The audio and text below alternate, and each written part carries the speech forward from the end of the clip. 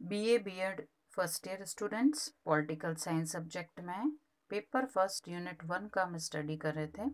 हमने last study किया था methods of study traditional and modern, जिसमें हमने पर्यवेक्षणात्मक पद्धति, ऐतिहासिक पद्धति, तुलनात्मक पद्धति के बारे में अध्ययन कर लिया था, जो कि इंडक्टिव मेथड होता है। इंडक्टिव मेथड में ही हम आज स्टडी कर रहे हैं प्रयोगात्मक विधि की और अन्य डिडक्टिव मेथड्स की पद्धतियों का भी अध्ययन करेंगे। तो सबसे पहले जो हम अध्ययन कर रहे हैं वो है एक्सपेरिमेंटल मेथड।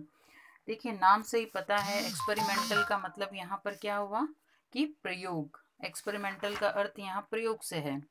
तो हम ये देखते हैं कि जो प्रयोग है वो ज़्यादातर जो प्रयोग किए जाते हैं वो विज्ञान के अंदर किए जाते हैं, जो नेचुरल साइंस है उसके अंदर प्रयोग किए जाते हैं। लेकिन राजनीतिक विज्ञान में भी कुछ प्रयोग ऐसे किए जाते हैं जो कि जिसका एग्जाम्पल है, जैसे कि राज्य के अंतर्गत अगर किया गया कोई भी परिवर्तन एक तरह से प्रयोग के रूप में ही होता है, तो इस आधार पर राजनीतिक विज्ञान में भी प्रयोग किए जाते हैं।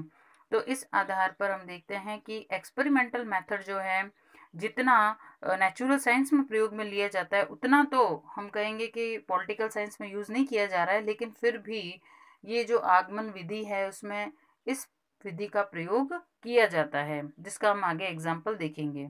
देखिए, एक्सपेरिमेंटल विधि के लिए गिलक्राइस्ट के अनुसार भौतिक शास्त्र और रसायन शास्त्र में जो प्रयोग विधि है यह यद्यपि राजनीतिक शास्त्र में पूरी तरह लागू नहीं हो सकती है, किंतु फिर भी राजनीतिक शास्त्र में अपने विशिष्ट प्रकार के प्रयोगों के लिए काफी गुंजाइश है। तो कुछ ऐसी कंडीशंस है जो हम बताएंगे अभी आपको आगे कि किस तरीके के एग्जाम्पल्स है जिसमें हम कहेंगे कि हाँ कि राजनीतिक विज्ञान में प्रयोग विधि का उपयोग किया जाता है।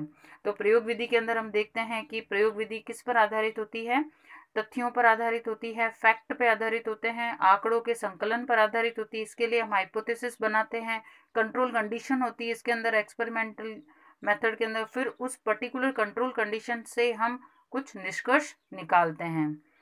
ठीक है, अब आगे हम स्टडी करते हैं कि इसका डिस्क्रिप्शंस क्या है। देखिए, इसमें लिखा है कि यदि प्रयोग शब्द का को व्यापक अर्थों में लिया जाए तो यह कहा जा सकता है कि राजनीतिक विज्ञान में निरंतर रूप से प्रयोग होते रहते हैं। अब किस तरीके से प्रयोग होंगे वो हम देखते हैं कि जैसे राजनीतिक विज्ञान के लिए संपूर्ण विश्व एक प्रयोगशाला है, तो एक तरीके से बड़ी लेबोरेटरी है।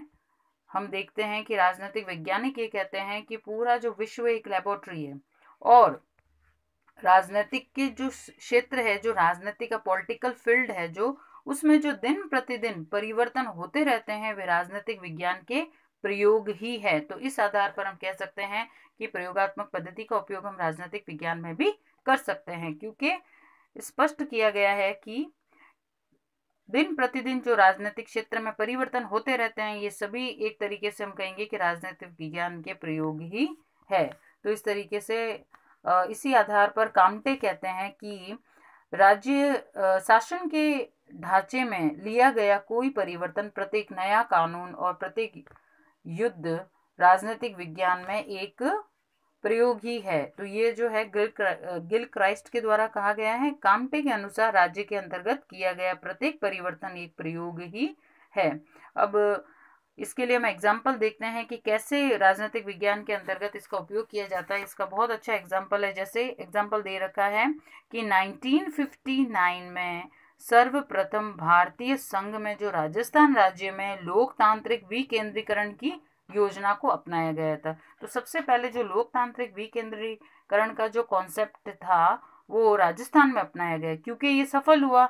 तो इसके कारण जब ये इसमें सफलता देखी गई तो इसका उपयोग जो है भारतीय संघ के अन्य राज्यों द्वारा भी इसका उपयोग किया गया और उन्हें वहां पर भी लागू किया गया। तो इस तरीके से लोकतांत्रिक विकेंद्रीकरण एक ऐसा प्रयोग था जो कि पर्टिकुलर राजनीतिक क्षेत्र के अंदर जो परिवर्तन हुआ वो राजनीतिक विज्ञान के प्रयोग के रूप में था। तो इस तरीके से जो सफल प्रयोग हुआ लोकतांत्रिक विकेंद्रीकरण, उसे अन्य राज्यों में अपनाया गया। तो इस तरीके से एक्सपेरिमेंटल मेथड भी राजनीतिक विज्ञान में उपयोग में लिया जाता है। अब आगे हम देखते हैं इसकी क्या सीमाएं हैं। देखिए, राजनीतिक विज्ञान में एक्सपेरिमेंटल को मेथड को अपनाया जाता है, लेकिन इस पद्धति को अपनाने के लिए कुछ सीमाएं होती है। जैसे सबसे पहली इसमें सीमा दे रखी है कि पदार्थ विज्ञानों में, इसको साइंस समझिए आप, साइंस में प्रयोगकर्ता का परिस्थितियों पर पूर्ण नियंत्रण होता है। मैंने जैसे ही पहले डिस्कस आपको किया ही था कि परिस्थितियों, इसके अंतर्गत प्रयोगात्मक जो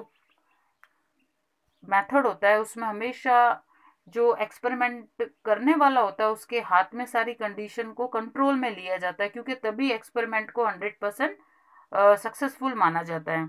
लेकिन हम देखते हैं कि जहाँ पर प्रयोगकर्ता का परिस्थितियों पर पूर्ण परिवर्तन होता है, वह मनचाही परिस्थितियां उत्पन्न कर सकता है, लेकिन राजनीतिक विज्ञान में देश काल की परिस्थितियों का इच्छा अनुसार निर्धारण हम नहीं कर सकते और प्रयोगकर्ता को पूर्व निश्चित परिस्थितियों के अंतर्गत रहते हुए ही कार्य करना पड़ता है। तो उसके हाथ में नहीं है कि उस कंडीशन को वो कंट्रोल करे।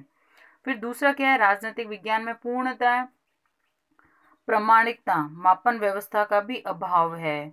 मानवीय प्रकृति की परिवर्तनशीलता के कारण पूर्णतः प्रामाणिक मापन व्यवस्था को अपनाया संभव नहीं है। देखिए, अगर अपन किसी पदार्थ पे कोई रिसर्च करते हैं तो पदार्थ जो होता है, क्योंकि वो अपनी प्रकृति में कुछ परिवर्तन इस तरीके से नहीं ला सकता है, उसकी एक पर्टिकुलर मापन व्यवस्था होती है। लेकिन हम देखते हैं कि मानवीय स्वभाव जो है वो कंडीशन के अनुसार बार बार बदलता रहता है।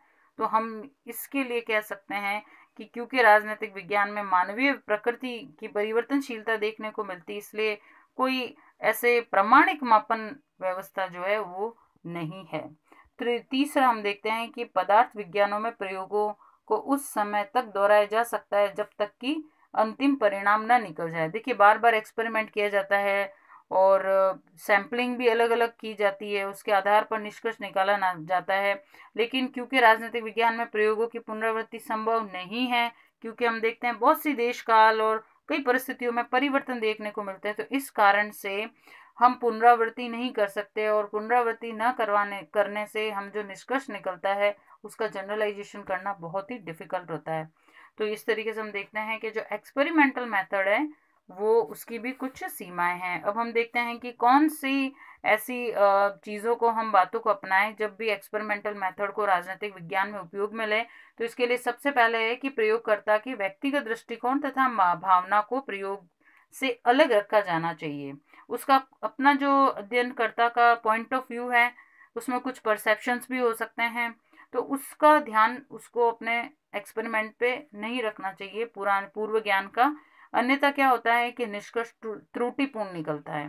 फिर प्रयोगकर्ता द्वारा प्रयोग से संबंधित विशेष परिस्थितियों का पूर्ण ध्यान रखा जाना चाहिए और प्रत्यक्ष प्रजातंत्र के प्रयोग का स्विट्जरलैंड में सफल होना और अमेरिका में असफल होना प्रयोग की सफलता में परिस्थितियों की प्रभावशीलता का ही प्रमाण है। जैसे इन्होंने एग्जाम्पल दिया है कि जब एक्सपेरिमेंट करते हैं तो कुछ विशेष परिस्थितियों का पूर्ण ज्ञान रखना बहुत ज़रूरी है। कि जैसे हम देखते हैं कि जो प्रत्यक्ष प्रजातंत्र का प्रयोग किया गया स्विट्जरलैंड में वो सफल रहा, लेकिन वहीं पर अमेरिका में वो असफल हो गया, क्योंकि इसके अंतर्गत परिस्थितियों को पूर्ण रूप से ध्यान नहीं रखा गया था। तो ये महत्वपूर्ण हमने स्टडी की है एक्सपेरिमेंटल मेथड की, जिसका उपयोग जो है वो राजनीतिक विज्ञान में किया